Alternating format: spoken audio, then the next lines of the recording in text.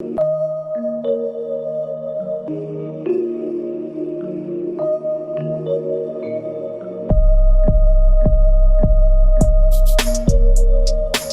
welcome back to another episode of The Drawing Board. I'm Reed Ossie. I'm your host. Today's podcast is also going to be hosted by Justin DeGrew. Justin works alongside of me at Catalyst Training and also is an assistant basketball coach at Gustavus Adolphus College in St. Peter. We have a very special guest on today. We were able to have a conversation with Sean Ford. Sean is the men's national team director with USA Basketball. Sean has been with USA Basketball for over 25 years. He has an incredible outlook on the game of basketball, not only from a national level, but just from a global level. He shares some great insights on that. He's got some awesome stories from his time with USA Basketball. I don't want to give away too much, so here's Sean Ford. All right, we are joined by men's national team director for USA Basketball, Sean Ford. Sean, thanks for coming on. Oh, my pleasure. Thanks for having me. Yeah. So, when I think of USA Basketball, I think success, but I was thinking about today, it's not typically how I would think about success.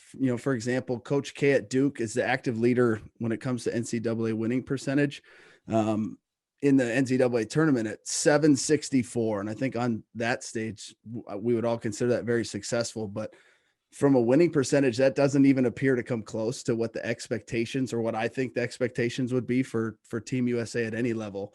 Not only does Team USA Basketball win, but USA Basketball has just had this incredible culture of excellence that I think you've been able to help sustain for a long time. And I want to dig into that a little bit. You've obviously been with USA Basketball for, I think, 25 years.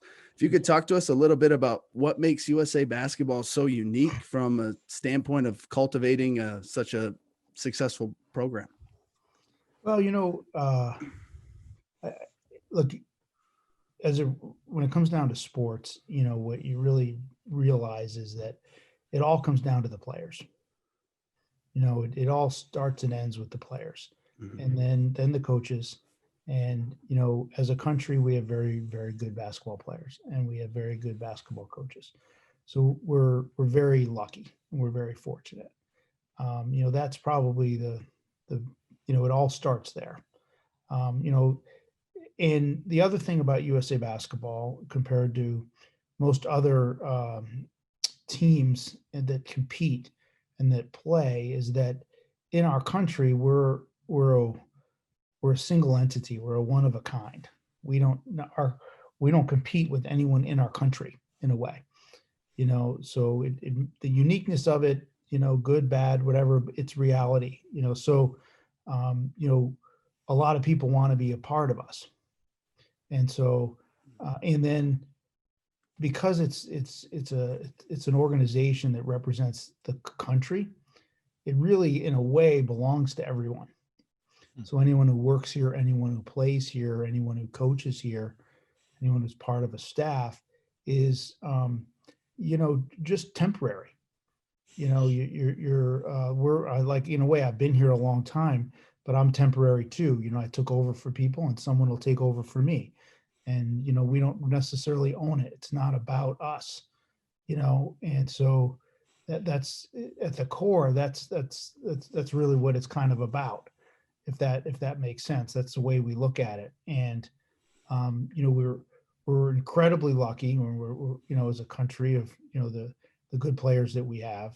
And, it is, we don't look at it as that we're favored. It's just that, we have a high expectation, but it's an appropriate expectation.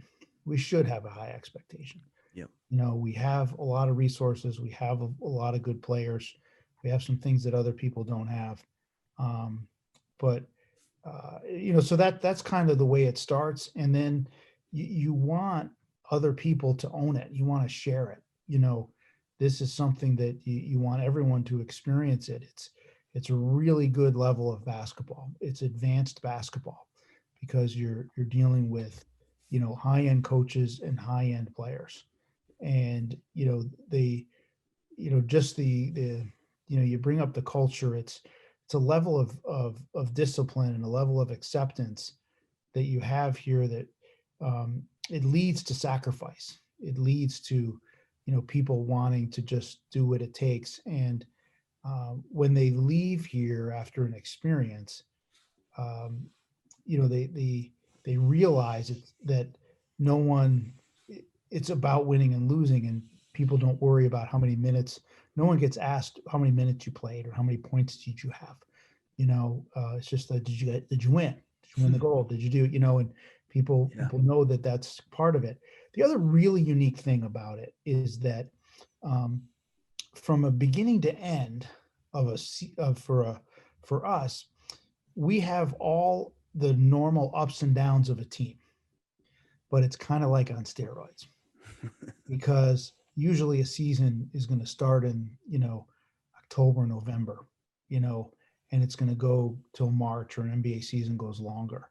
You know, uh, the Olympics is 40 days. The the junior competitions are between 23 and 28 days. Yeah. And so, and then when the team's over, it's over. It'll never be assembled again, not in Yeah. the same Yeah. capacity. Hmm.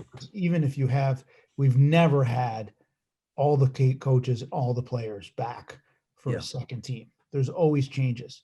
And we also, everyone pretty much who plays for USA Basketball, we're their second team. They have another team that they play on. And in for high school now, we're actually their third team because most elite high school players have a travel team that they play on and a traditional basketball season prep school or high school that they play on. Yep. So those unique things all factor into the specialness of it. But uh, we have to do certain things to, like, we can never lose sight that it's all about the players, but we also have to hold them accountable, and not them accountable. I shouldn't say it that way.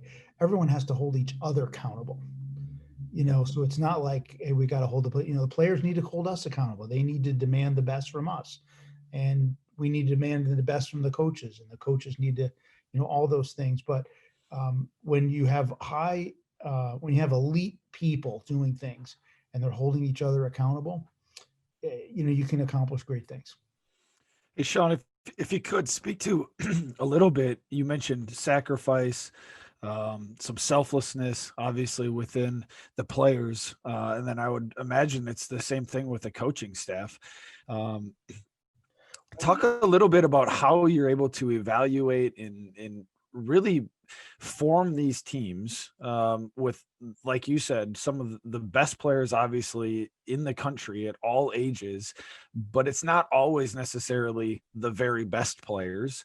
I very much think it's about trying to find the right group of guys and ladies that fit together to form the best team.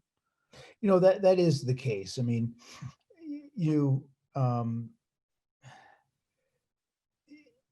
people want to be committed to winning, and nowadays it gets harder and harder. And life is hard these days. Not just with the pandemic, but kids. It's harder to be in high school today than it was 10 years ago, and that was harder than it was before. And to give of yourself, and to because everyone has what's interesting about basketball, I think, is that elite players, like we deal with elite players, they're of any sport, they're probably identified. The someone who has the tools to be an elite player can be identified at a very early age, separate than any other sport, because um, they're probably because of their length of their bodies and their athleticism, and it's hard to hide. You're longer, and you can just see, like, wow, that person. I mean, you can look at someone who has like an NBA body type at eighth and ninth grade. I mean, we all know it kind of now, and so it doesn't mean that you're going to the NBA, but it means that you got some tools in your toolbox that could probably take you to a certain place. It's just what you do with it. So in terms of evaluating people, but you also, like, the mind is really important, and how committed people are to the sport. And it's you get a team together. What's hard is you almost have two units, and uh, you because you want to play hard, but usually people don't play, 20, they play 24, 25 minutes in a 40-minute game for us, and you're going to end up, usually having about 7 or 8 guys that play at least 18 minutes. You get minutes, and that's what, and the more you move the ball, the more everyone gets to touch it, the more everyone's, kind of figuring it out. And, we've had a lot of teams where some of our best players came off the bench because, they could very easily be a starter. But, we usually, as a team, when we're really successful, our second units are the ones that have the biggest margin of positive points, because the first group has created a pace, they've created a physicality of the game, and they're playing against, and our unit is sometimes they're just as athletic or maybe even more so, and we find that we go small in the second unit.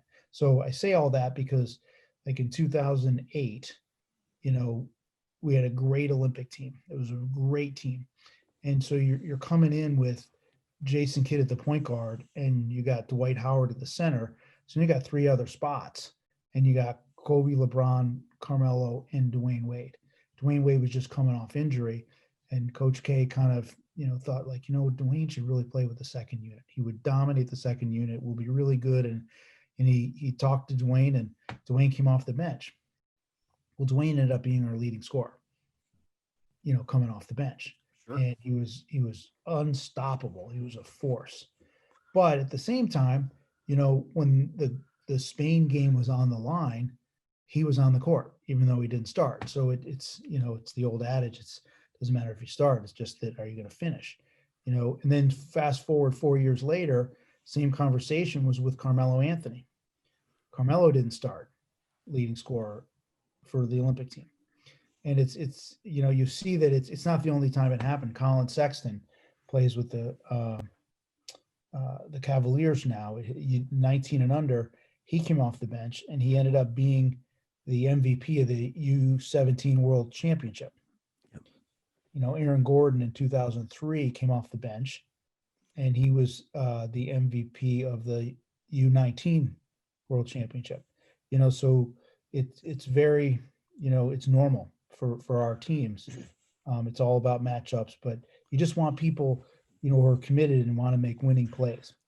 Now, and this is just fascinating to think about, and especially in my world where college basketball, and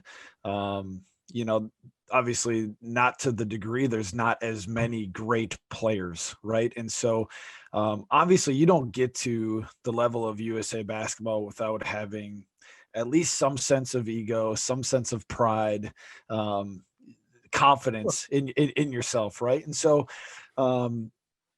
is it much of an issue for guys, trying to buy into a role that these guys have probably never played ever in their life, dating back to, fifth, sixth grade? And if so, is it once they've been part of the team, the next time around, it's easier for them because they've been around the process? Speak to that if you could. You know what? I think there's a couple of things with that. I think that there's a lot of expectation on players these days, and what it all comes from is you have to build trust with players. You have to build trust, and how does that happen? I don't know. In a way that's not in a book, but it's based upon relationships, and it's based upon if they need something, trying to help them. And if they need some guidance, or if they need, like, hey, how you doing today? Just know. And some of it these days, I think some of the trust can be created by not wanting anything from them. Because, like we want you to play. And like we always say, like, hey, like our job is to have players play and coaches coach, and we'll take care of everything else. And, players can sometimes just gravitate to someone who isn't trying to get something from them. And we never try to take anything from the players. We want to give them opportunity and then help them. And our biggest thing is we want to, win with them, and we want them to want to come back and play with us again. I mean, that's really what it comes down to. So I think that's, if that helps a little bit, but you have to, if you're gonna challenge a player, to and push a player in an appropriate way, you have to have trust first. Okay, because then it's not real. And then you're maybe doing it like out of fear, or you're doing it by trying to have something over him, as opposed to like, hey, I'm challenging you because I think you're capable of more, and I want to help you get there. So I'm going to challenge you, but I'm not going to leave you alone. I'm going to help you get there. But at the same time, Coach K, he had a great line, when he dealt with those players in 2008. He said, and I remember him, had a conversation with Kobe, but with all of the guys, he said, look, people always say, like, leave your ego at the door, right? He goes, no, we don't leave your ego at the door. We need your ego, because your ego is what makes you great. It just has to be an appropriate ego. Don't think that you're better than someone, but know how good you are and bring that and be that person. Yep. And sometimes people's ego are based on the expectation that others have of them. And sometimes the expectation, unfortunately, for people that are still developing, elite level high school players, that expectation is, where they're going to get to someday. So it's based on potential as opposed to where they are now. And they feel like they should already be there. And we try to, teach the players that it's okay to fail. It's okay to not, to be good, because that's how you get better, because you got to figure out, like, all right, how good am I? Because you got to, it's like I like you guys, I don't know if you ski at all, but I like to go skiing, and I always say to people, like, if you're trying to become a better skier and you ski all day and you don't fall down, you're not skiing hard enough. It doesn't mean you're a bad skier if you fall down, but like, you got to push yourself maybe to the limits. It's like, if you're going to work out really hard and you end up not being out of breath at some point, you didn't work out hard enough. So that's a little bit like it, but from an ego standpoint, we want people's egos. We want their swagger. We want them, to bring what they have, but it's got to be appropriate, and you can't be afraid to fail.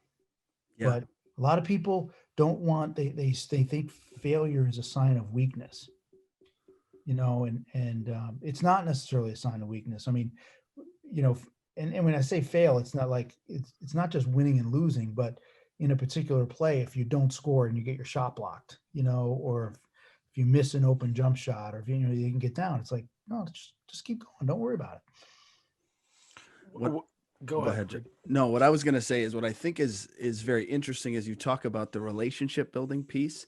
And I look back to whether it is the national team, your Olympic team, or like your younger level teams, that how you've had guys like Coach K, a college coach, coaching the NBA guys. Well, sometimes at the younger levels, you have guys with some NBA experience as the head coach. I find that fascinating, that's how you pick the coaches. If you could talk a little bit about that too. Well, look, one of the things Coach K said, his thing was, he went into it with a mentality that it's easier for one person to change for 12 than for 12 different people to change for one. That was his mentality coming in. And he's and look, he understood.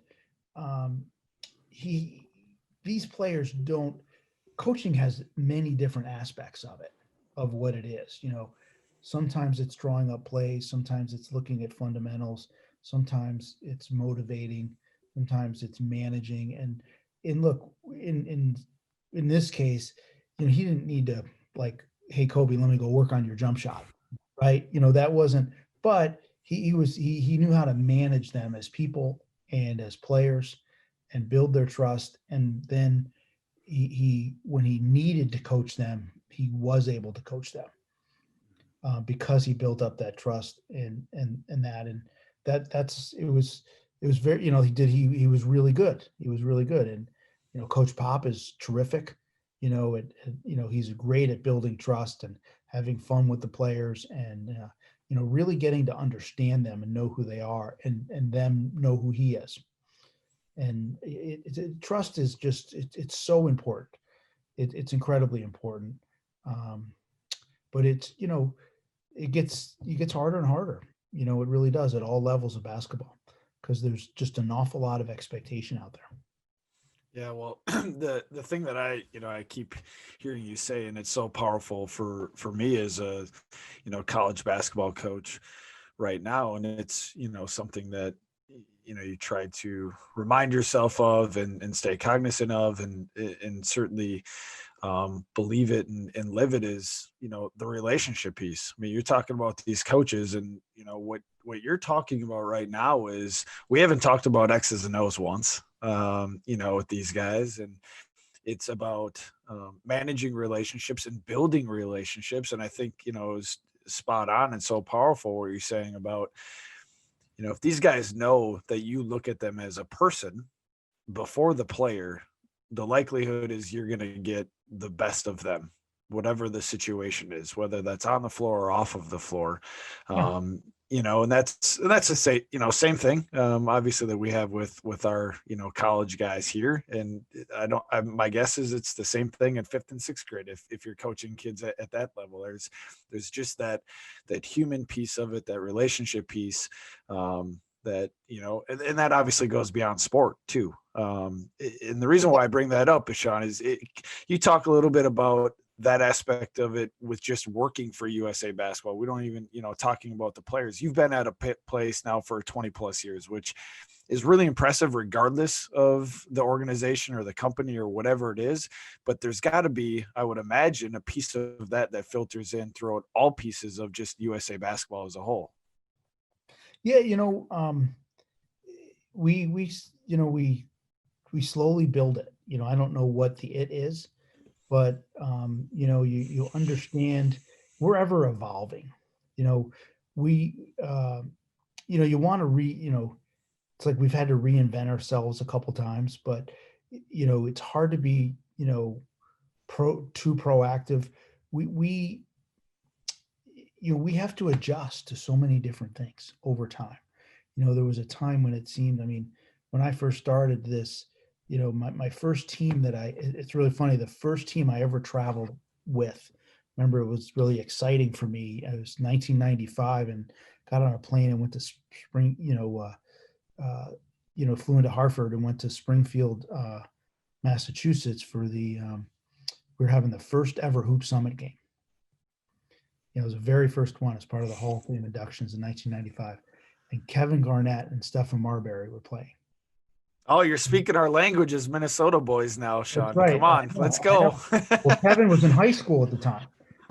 And what was really funny is that and they were wondering whether he was going to declare for the draft or not right out of high school.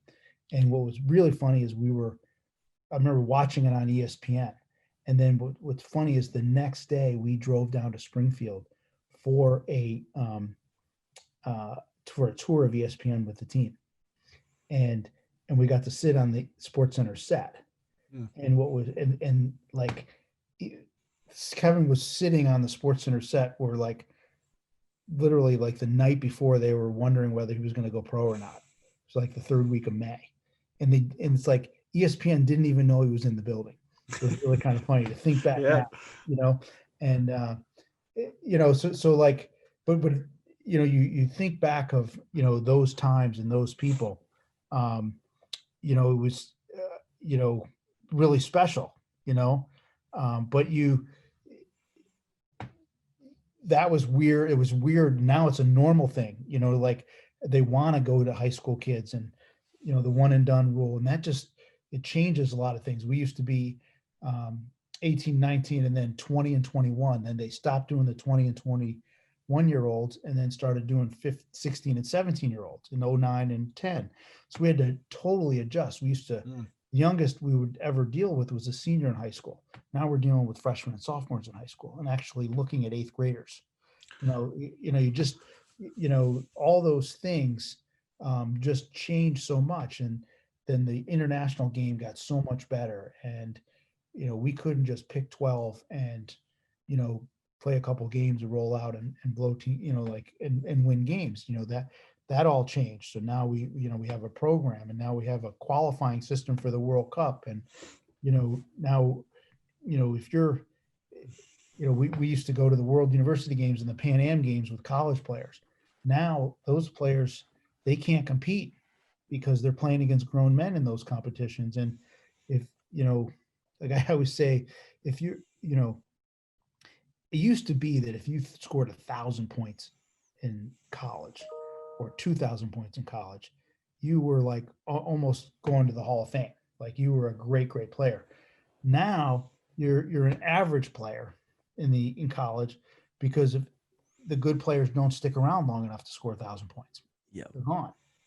And it's interesting how that, if you're a junior or senior and it's very unlikely that, very few seniors are drafted in the first round.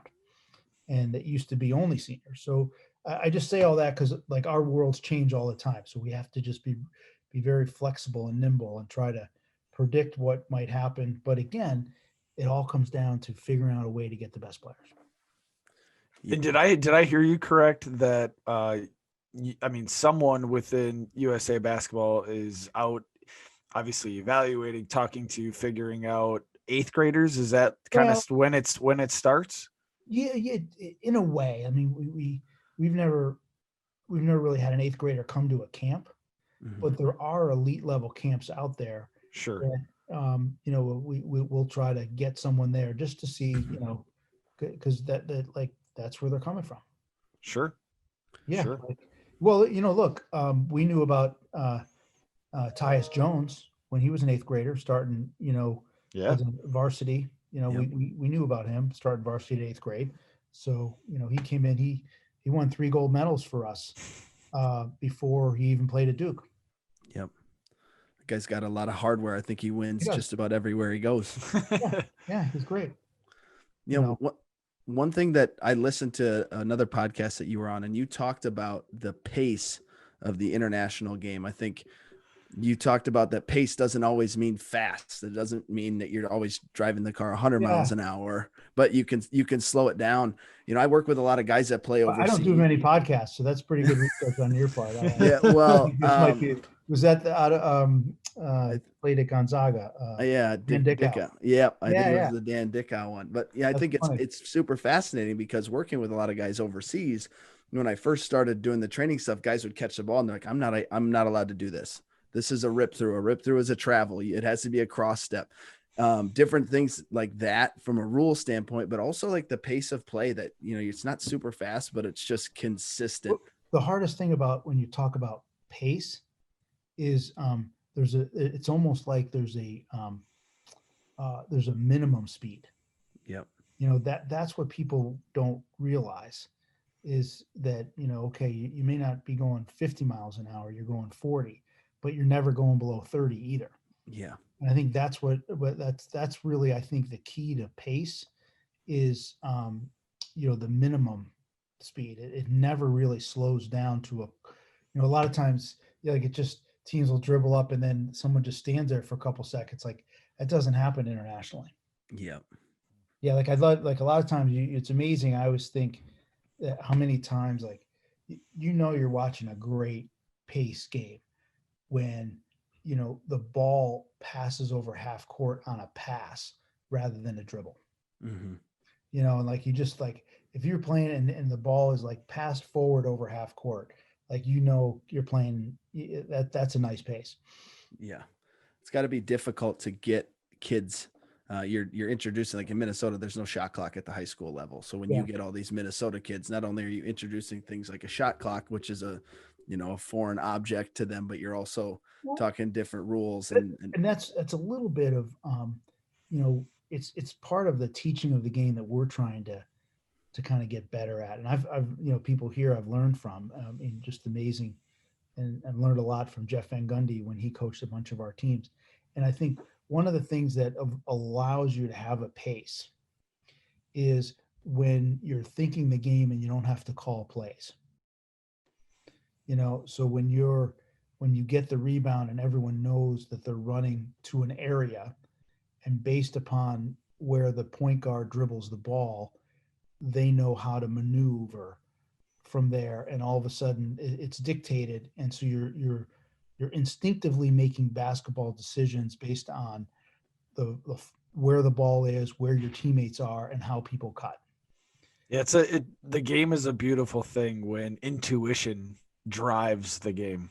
Yes, and offensive moves are dictated by the defensive positioning of where their footwork is, what they're trying to take away, because they can't take away everything. And so it's that's where flow comes in.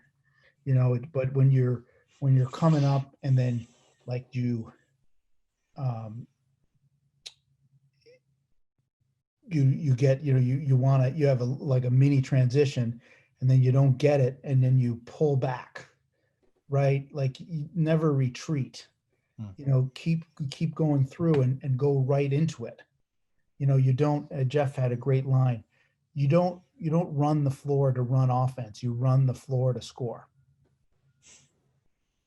And so that's so all that, like, that's the type of but you see a lot of people, like, they pull it out and then they're kind of where you keep it going, and that's what we're trying to do with the players, and have that type of continuity, and that type of flow to the game is really good, because internationally, one way that we can really take advantage is we're a little bit longer, we're a little bit more athletic, and so if we can take advantage of mismatches. That's what we try to do.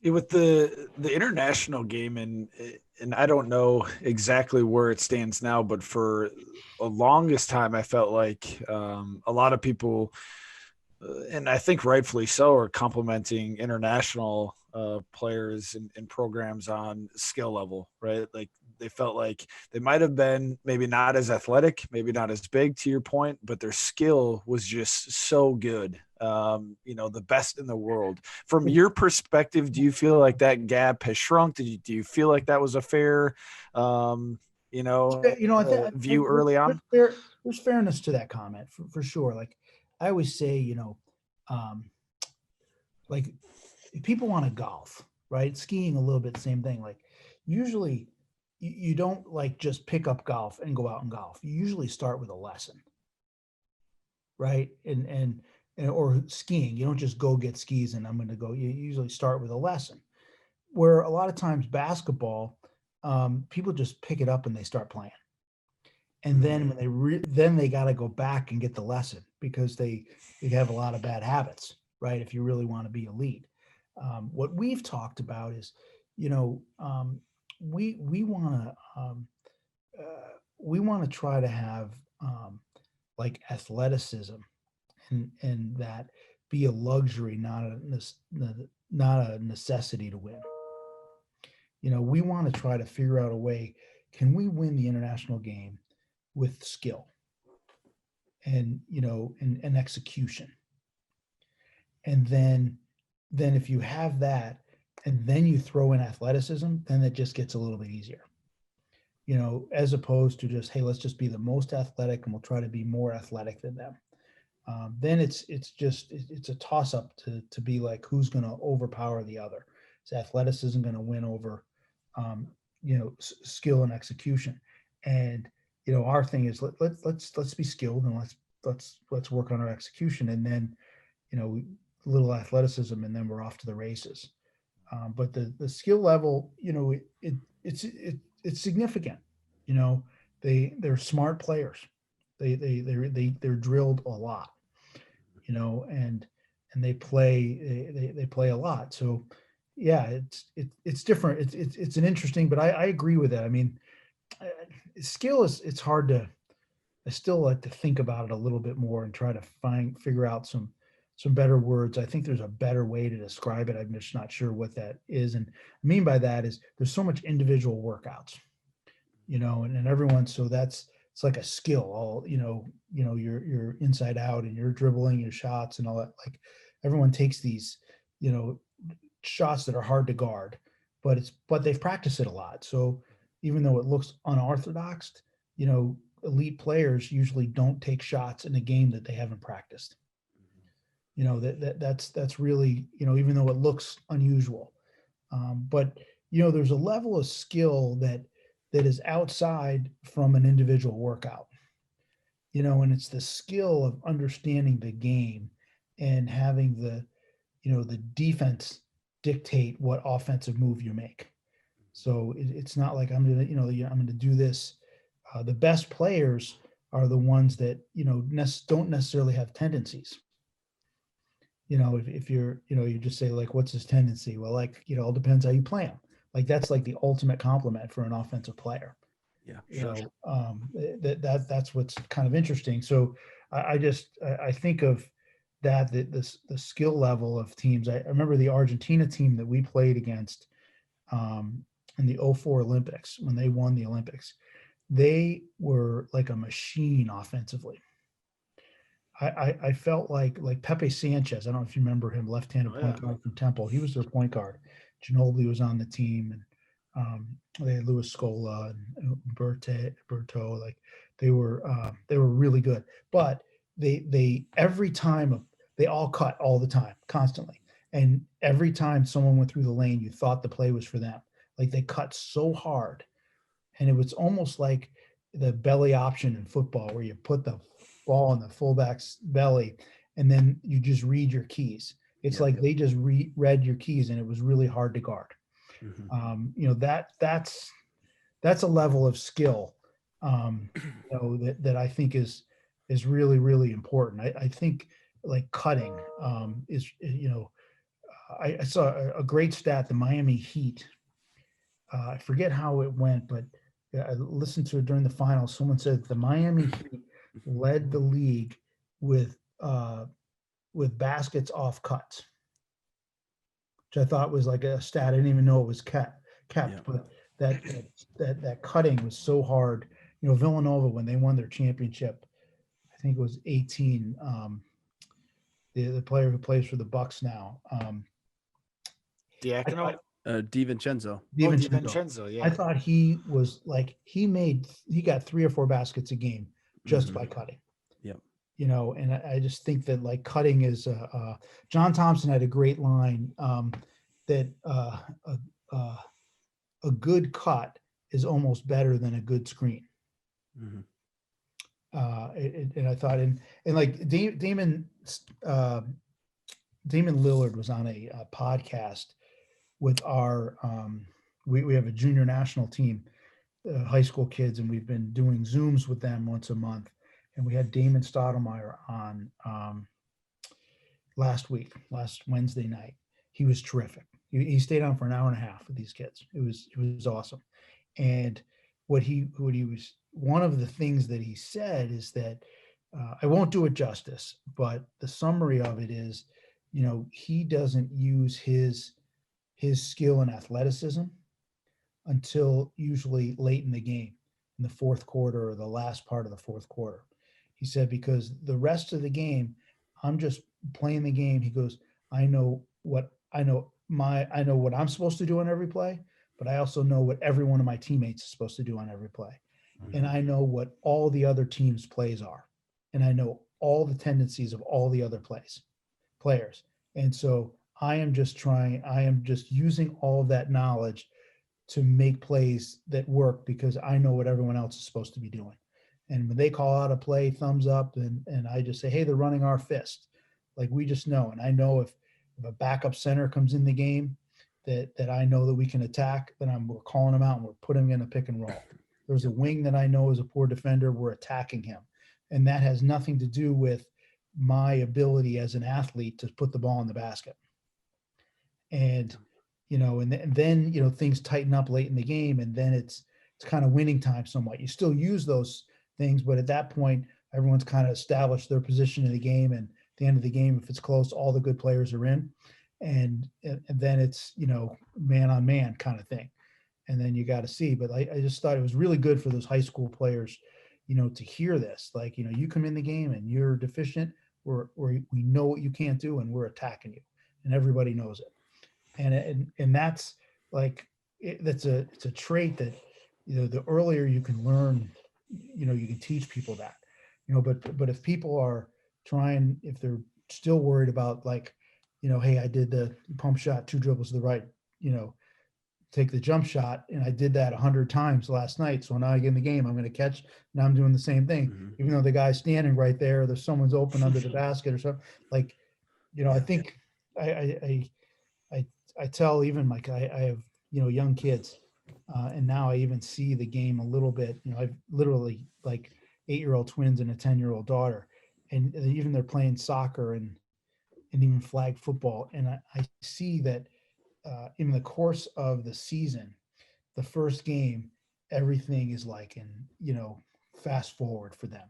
They see all this stuff going on, and they can't, like, they get all. And now, like, towards the end of the season, it's slowing down for them a little bit. I always think, like, in the game of basketball, when when you look at the court and you're seeing it in slow motion, when the game is slowed down for you, you can really be effective. And I love that you brought up the Miami Heat. And I think so often when we talk about skill, we immediately think of what happens when the ball's in your hand. Yeah. Right. I think when watching the finals, especially, and even the games leading up to the finals, just watching the Heat, and you talk about Tyler Hero and you talk about Duncan Robinson, I could have watched those two guys and their activity off of the ball all day long. And I think you're exactly right in that's skilled. The ability to move without the ball, to make the correct reads. I mean, those guys are getting lock and trailed and hugged all over the place. They're getting ran off screens and ran off the line. But their ability to understand, how to get themselves open off of screens. But then, to your point of what they're doing, they might not be wide open because of it, but that screener might be open, or the weak side action might be open because everybody else is so focused on what they're doing. And that's all, under some sort of umbrella of skill. But Yeah, I don't think that's what people think of immediately when they think of skill.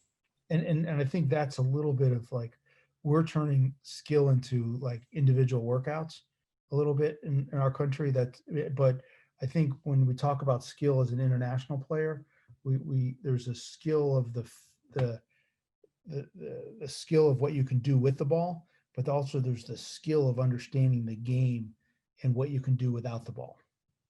Yeah, And that's what I think maybe we don't give them enough credit for. sure. The other Yeah. thing that's interesting to your point, though, is this is how the game's changed so much. And Steph Curry, and, like, it's great. You love watching them play. But there was a time when they couldn't do, like, you can't touch a player now, even when he doesn't have the ball.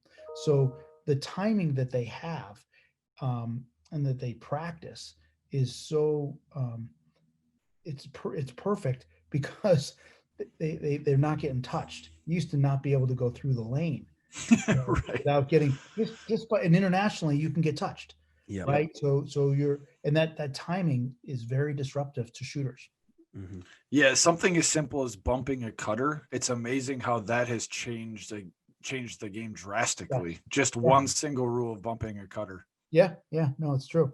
But yeah, I love watching Miami Heat. I think, if anything, it taught people, like, hey, look, if I can put them all in the basket, doesn't matter where I came from, doesn't matter how old I am, doesn't matter if I went to college, doesn't matter. Like, if I can put the ball in the basket, I can play this game anywhere. No I, doubt. I think about, you just said how the game has changed.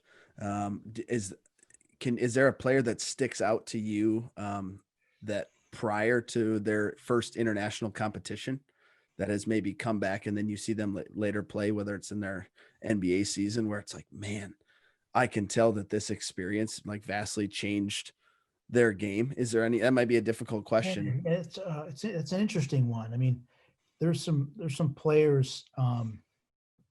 Uh, that really,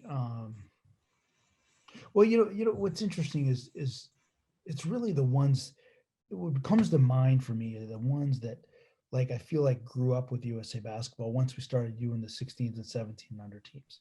And I say that because then, you have like, look, Tyus Jones, Jalil Okafor, Justice Winslow, Stanley Johnson, those, and even Aaron Gordon, right? If they were all at the same training camp, all five of those guys, when they were 16 years old. And four of the five of them made the team. Justice didn't make the team.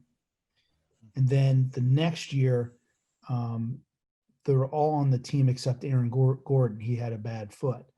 So the four of them win gold medals. That was like, literally 11, 12. Then the next year's 13. And Tyus didn't play because his grandmother had passed away. He was supposed to, but the other four played on the 19 and under team. Okay. And then the next year, 18 and under, right? So again, we go from 19 to 18. So this is 11, 12, 13, 14, where 18 under team, Justice doesn't play, and Aaron Gordon and Jalil don't play. They're too old, but Stanley Johnson, Winslow, and Tyus play. So that 4-year stretch. And now, granted, none of them had played a college basketball game yet. Yeah, true. And so that is where, like, when you say like, and then to watch those guys, like, I remember, they're all freshmen at Duke, and Duke played a big, like the Big East, ACC Big East Challenge at Wisconsin when they were freshmen. You guys may remember that game, and they won at Wisconsin. Wisconsin was really good, and it was like they all played with such poise, and they kept on saying, like, I remember they actually had like the Sports Center set was at Wisconsin, and I was just watching. I was thinking to myself, like, they just don't know that, like, these guys are really experienced players. I mean, they've been playing elite level basketball for a long time. I mean, Tyus Jones, he played at that point before the Wisconsin game, he played 5 seasons of varsity basketball and was on 4 different USA teams.